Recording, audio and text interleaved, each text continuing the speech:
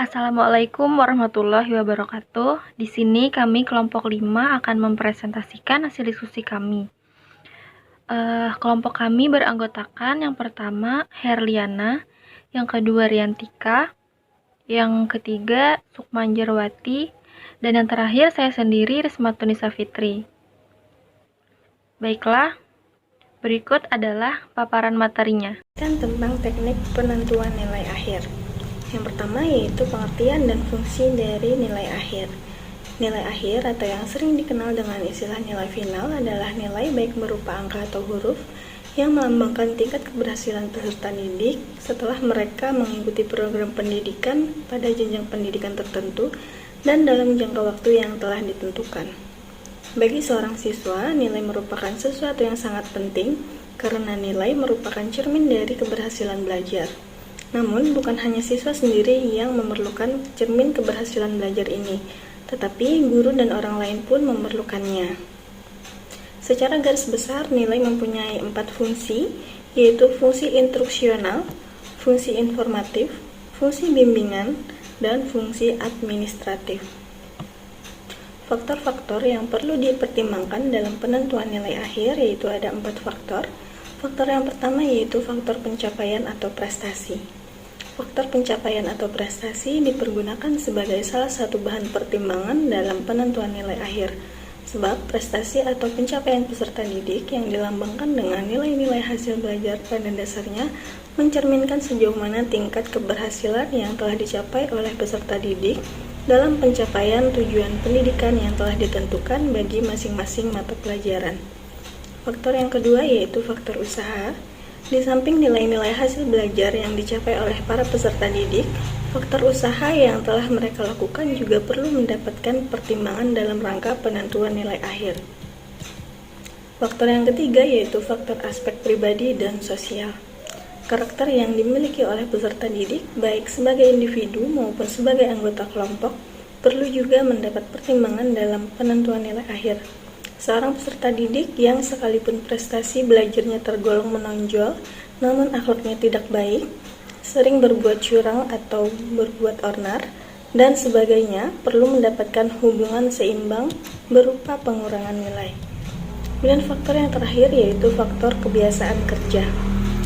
Yang dimaksud dengan kebiasaan kerja di sini adalah hal-hal yang berhubungan dengan kebiasaan melakukan tugas. Misalnya, tepat waktu atau tidaknya dalam menyerahkan pekerjaan rumah atau PR.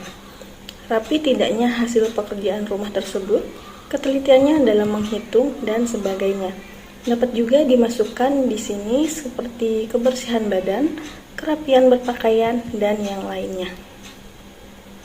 Lalu di sini ada contoh penentuan nilai akhir. Yang pertama, nilai akhir diperoleh dengan jalan memperhitungkan nilai hasil tes formatif, yaitu nilai rata-rata hasil ulangan harian, dengan nilai hasil tes sumatif, yaitu nilai hasil ulangan umum atau EPTA, dengan menggunakan rumus NA sama dengan F1 tambah F2 tambah F3 tambah Fn per N dibagi 3 ditambah 2S.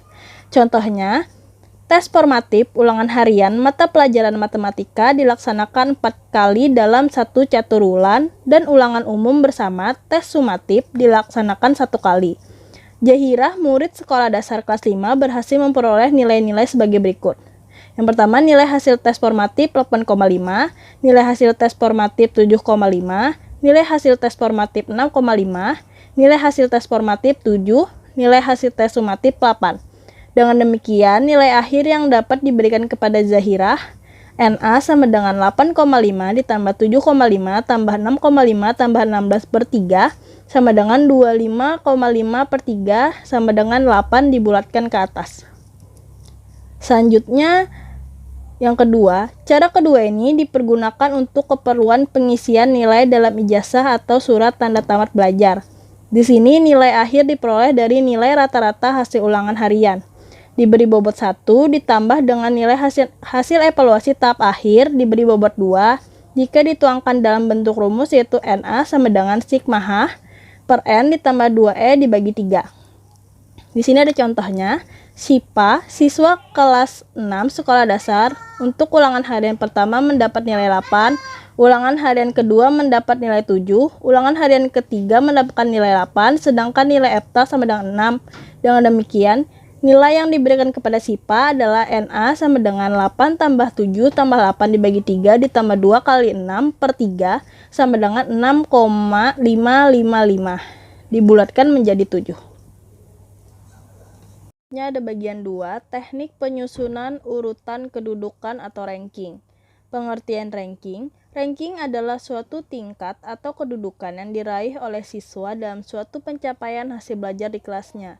Dalam rangkaian kegiatan belajar mengajar, guru atau dosen sebagai seorang pendidik dihadapkan pada tugas untuk melaporkan atau menyampaikan informasi baik kepada atasan maupun kepada wali murid mengenai di manakah letak urutan kedudukan seorang peserta didik jika dibandingkan dengan peserta didik yang lainnya. Selanjutnya, jenis dan prosedur penyusunan ranking. Yang pertama, peringkat sederhana. Peringkat sederhana adalah urutan yang menunjukkan posisi atau kedudukan seorang peserta didik di tengah-tengah kelompoknya, yang dinyatakan dengan nomor atau angka-angka biasa, dengan terlebih dahulu disusun nilai tersebut dari yang tertinggi sampai yang paling rendah. Yang kedua, peringkat persentase. Peringkat persentase adalah angka yang menunjukkan kedudukan seorang peserta didik di tengah-tengah kelompoknya di mana angka tersebut menunjukkan persentase. Adapun prosedurnya adalah yang pertama menentukan sampel rank, yang kedua menghitung banyaknya peserta didik dalam kelompok yang ada di bawahnya, yang ketiga menghitung peringkat persentase dengan menggunakan rumus PR sama dengan N dikurang SR per N kali 100. Yang ketiga, peringkat berdasarkan mean dan standar deviasi. Prosedur menyusun peringkat berdasarkan mean dan standar deviasi adalah sebagai berikut. Yang pertama, penyusunan urutan kedudukan atas 3 peringkat. Hasil belajar peserta didik pada umumnya membentuk kurva normal, di mana sebagian besar peserta didik berada pada kategori sedang, sebagian kecil berada pada kategori tinggi, dan sebagian kecil lainnya berada pada kategori rendah. Yang kedua, penyusunan urutan kedudukan atas 5 peringkat. Penentuan peringkat berdasarkan pada mean dan standar deviasi, kemudian ditentukan peringkat 5-nya menjadi baik sekali, baik, cukup, kurang sekali. Yang ketiga, penyusunan urutan kedudukan atas 11 peringkat. Penentuan ini berdasarkan pada urutan kedudukan teste ke dalam 11 ranking, yaitu ranking 1, 2, 3, 4, 5, 6, 7, 8, 9, 10, dan 11. Yang keempat, penyusunan urutan kedudukan atas dasar J-score, yaitu rumusnya J sama dengan X dikurang X per S. Yang kelima, penyusunan urutan kedudukan atas dasar T-score. T sama dengan 50 ditambah X dikurang X per S dikali 10. Oleh karena itu, rumus T-score dapat juga dituliskan T sama dengan 50 ditambah 10 Z.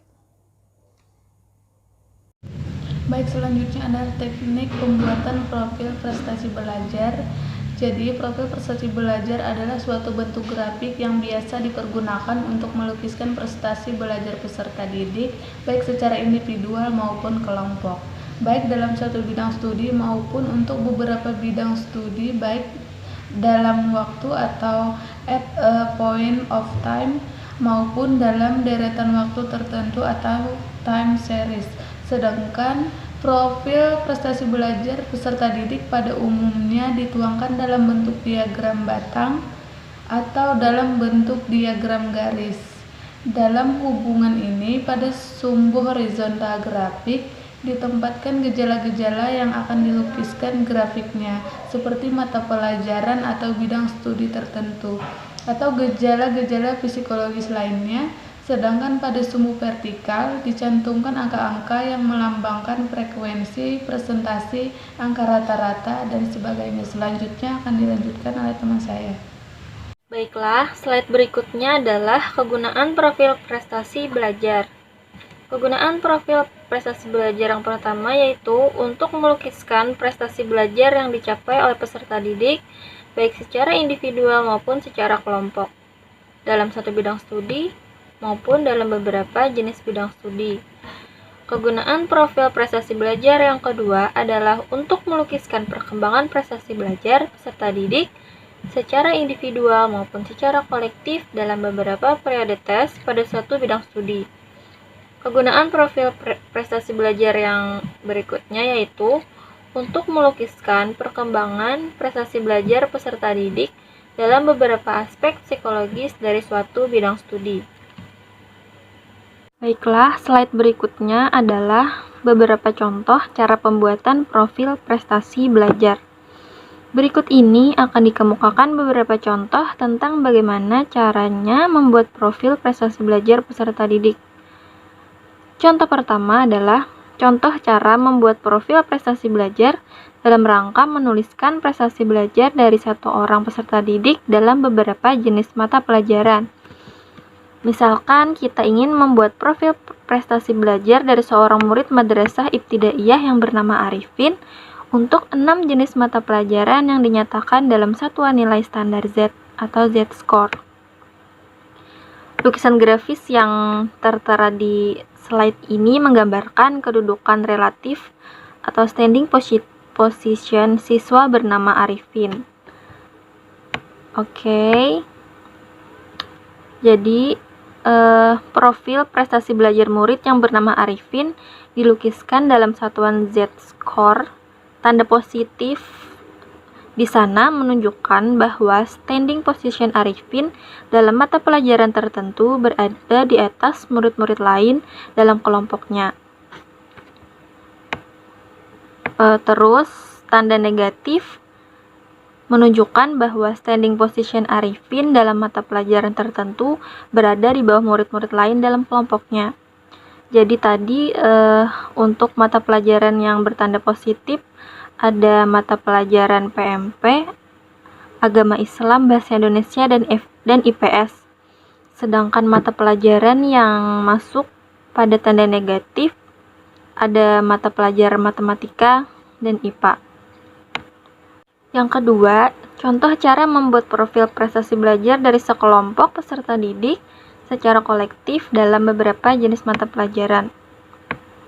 Baiklah, di sana ada lukisan grafis. Profil prestasi siswa kelas 1 dari seluruh siswa SMP negeri di wilayah Kabupaten Sleman dilukiskan dalam satuan nilai rata-rata mencakup 7 jenis mata pelajaran. Profil prestasi belajar kolektif dalam beberapa jenis mata pelajaran itu mencerminkan bahwa dalam mata pelajaran PMP, Pendidikan Agama Islam, Bahasa Indonesia, dan IPS pada umumnya siswa kelas 1 SMP negeri di Kabupaten Sleman cukup menggembirakan. Namun sebaliknya, dalam mata pelajaran Bahasa Inggris, Matematika, dan IPA, mereka pada umumnya kurang menggembirakan sebab nilai rata-rata untuk ketiga jenis mata pelajaran tersebut pada umumnya rendah. Misalkan kita ingin membuat profil prestasi belajar siswa kelas 1 dari seluruh SMP negeri di seluruh Kabupaten Sleman. Setelah dilakukan pengumpulan data mengenai prestasi belajar mereka dalam 7 jenis mata pelajaran, dapat dilukiskan profilnya berdasarkan nilai rata-rata rapot mereka yang terlihat pada grafik di atas. Yang ketiga, contoh cara membuat profil prestasi belajar yang memberikan gambaran mengenai perkembangan hasil belajar dari waktu ke waktu yang dicapai oleh seorang peserta didik. Dari diagram pada slide, misalkan kita ingin membuat prestasi belajar dalam mata kuliah statistik pendidikan dari seorang mahasiswa bernama Badrudin dalam 6 kali evaluasi hasil belajar, yaitu tugas 1, tes formatif 1, ujian mid semester, tugas 2, tes formatif 2, dan ujian akhir semester. Berdasarkan data yang ada dapat dilukiskan profilnya sebagai berikut. Seperti kita lihat di slide, dari lukisan grafis di slide tadi, ini tergambarkan profil prestasi belajar mahasiswa bernama Badrudin dalam 6 kali evaluasi hasil belajar dalam mata kuliah statistik pendidikan. Profil prestasi belajar statistik pendidikan di atas menggambarkan bahwa untuk tugas-tugas terstruktur yang harus diselesaikan oleh mahasiswa tersebut berhasil diraih nilai-nilai yang cukup tinggi. Namun, pada tes-tes formatif dan tes sumatif terjadi penurunan nilai. Sekalipun demikian juga, Jika dibandingkan antara prestasi belajar setengah semester pertama dengan setengah semester kedua, prestasi belajar mahasiswa tersebut cenderung makin meningkat. Baiklah, mungkin itu saja yang dapat kami sampaikan. Kami ucapkan terima kasih. Wassalamualaikum warahmatullahi wabarakatuh.